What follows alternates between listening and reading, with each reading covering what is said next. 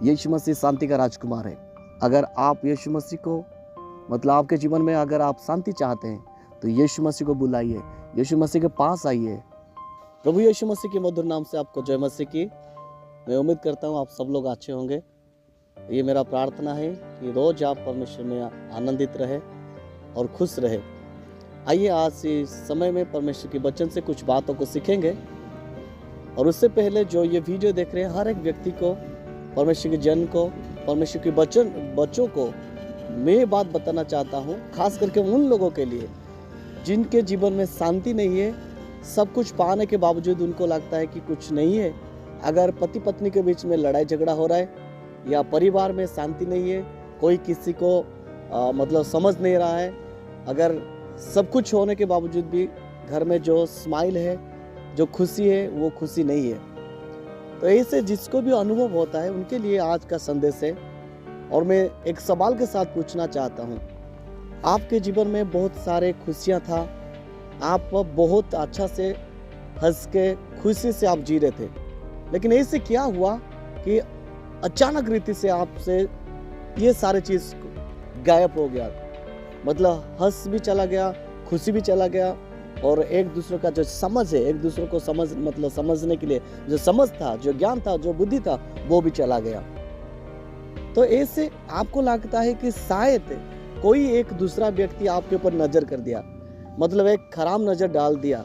बहुत सारे लोगों का मानना ये है कि उसके जीवन में, उसके परिवार में और शांति नहीं है और खुशी नहीं है, आनंद नहीं है। तो लोग ये सोचते हैं कि नहीं, कोई तो एक व्यक्ति है और कोई एक परिवार है या एक गांव है जो कि एक बुरा नज़र डाल दिया, एक बुरी नज़र डाल दिया। लोगों का ये सच है, लेकिन सचमुच में सच्चा वो नहीं है। मैं आपको वो सच्चाई को बताना चाहता हूँ।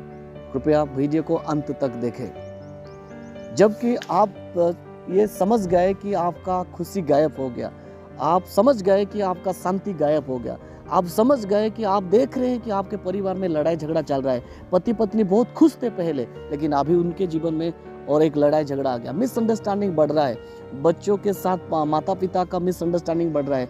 कितना अच्छा बात बोलने से भी लोगों को समझ में नहीं आ रहा है। परिवार जैसे लग रहा है कि परिवार और परिवार नहीं रहा है। अभी परिवार का जो डिवाइड हो गया है, एक दूसरों के साथ मेल मिलाप नहीं है। एक घर के एक छत के अंदर रहते सच है, लेकिन किसी का भी यूनिटी नहीं है, एक ही मन नहीं है, एक ही आत्मा नहीं है, शांति नहीं है। तो इसका कारण क्या है? कोई बुरी नज़र नहीं है, परंतु मैं आपको सच्चाई बताता हूँ कि आपका शांति एक व्यक्ति चुरा के लेके गया। आपके घर का परिवार में जो शांति था, खुशी था, जो स्माइल था, वो स्माइल एक व्यक्ति आपसे छीन लिया है। हाँ जी, आप सही सुन रहे हैं, आपका शांति छीना गया है, आपका खुशी छीना गया है, और जो व्यक्ति छीना है वो आपके घर में वो राज कर रहा है। इसलिए आप लाखों कोशिश करने के बावजूद भी आप इधर उधर जाते, पैसा खर्च करते, लेकिन आपके परिवार में शांति नहीं ला पाते। पैसा से शांति को खरीदा नहीं जा सकता है आपका, जब तक आप उस कारण को नहीं जानेंगे।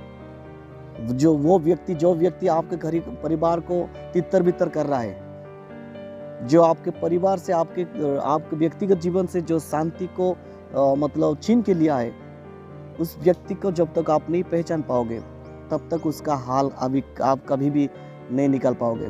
तो वो कौन है? वचन में पढ़ेंगे वो व्यक्ति कौन है। ध्यान से सुनिएगा। यूहन्ना का किताब 10:10 में लिखा है, चोर किसी और काम के लिए नहीं परंतु केवल चोरी करने के लिए और हत्या करने के लिए और नष्ट करने के आता है। फिर से मैं पढ़ रहा हूँ, चोर किसी और काम के लिए नहीं परंतु केवल चोरी करने और हत्या करने और नष्ट करने को आता है। ये चोर का काम है। आपको हो सकता है अभी ये चोर कौन है, क्योंकि हम किसी चोर को तो नहीं देखे हैं, हमारे घर में तो कोई नहीं घुसा है। आपको इसे लग रहा होगा क्योंकि आपका आंखों से आप ढूंढते हैं, लेकिन मैं आपको समय दे रहा हूँ। मैं ये आपको एक आपको मैं ये बोलना चाहता हूँ, आप कम समय के लिए कम से कम ध्यान पूर्वक बैठिए, प्रार्थना में बैठिए और आप सोचिए, आप याद करने के लिए कोशिश कीजिए, कौन है वो व्यक्ति जो आपका परिवार का शांति को छीन लिया है? वो चोर कौन है?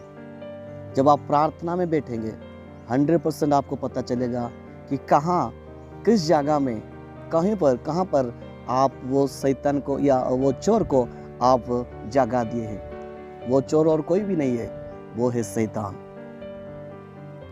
मैं ये नहीं बोल रहा हूँ कि सबके सब आप गलत कर रहे हैं, ऐसे नहीं, लेकिन किसी ना किसी ऐसे कामों से आप शैतान को जगा दिए होंगे, जिसके कारण वो आपका परिवार को नष्ट करने के लिए, घात करने के लिए, हत्या करने के लिए और शांति को चोरी करने के लिए आया है। और वो चोरी क्या है और अभी भी चोरी कर रहा है।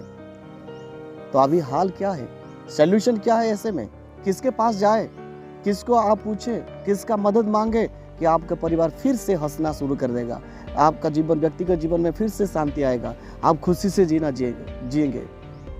किसके पास जाएंगे? और किसी के पास नहीं।